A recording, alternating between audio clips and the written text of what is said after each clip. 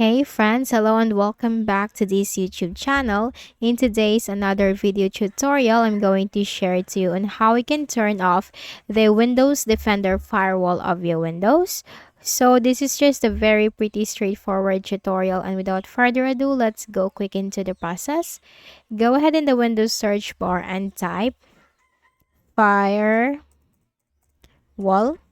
You'll find Windows Defender Firewall Control Panel item. Or you can also hover up to Control Panel. Click on System and Security. You need to view this into category and click on System and Security. And here you'll find Windows Defender Firewall. Click on that.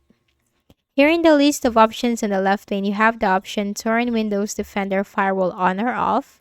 Click on that. So I'm going to share to you on how you can turn off. So you have this option, Turn off Windows Defender Firewall. That is for the private network settings, and you also have this for the public network settings. Turn off Windows Defender Firewall. And that's it. That's how you can easily turn off the Microsoft Defender Firewall on your Windows. But since that is not recommended, then how you can enable that again, go to the Windows search bar and type Firewall. Click on Windows Defender Firewall under the best match.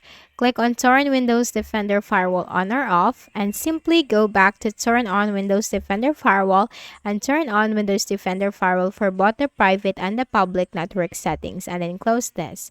So that's it. That's how you can easily turn off Windows Defender Firewall, and also on how you can turn it on back again. So I hope this video helped you. Kindly please do not forget to hit the like button and subscribe to our channel for more tutorials like this. Thank you for watching.